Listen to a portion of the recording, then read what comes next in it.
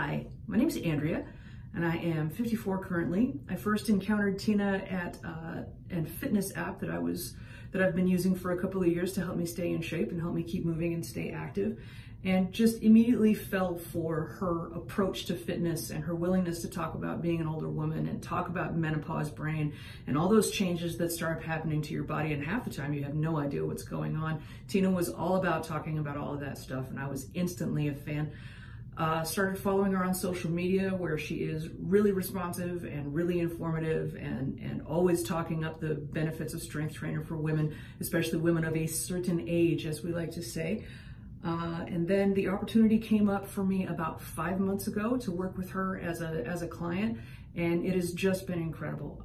She has helped me set some goals, big goals, and then those little smaller steps that will get me there. You know, one achievable thing at a time. She's got me lifting heavier weights than I've ever lifted in my life and doing it on a consistent basis.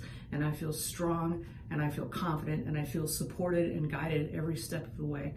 And I can't say enough good things about her. So if you get a chance, if you're curious, check her out. Take a chance to work with her. You're gonna love it.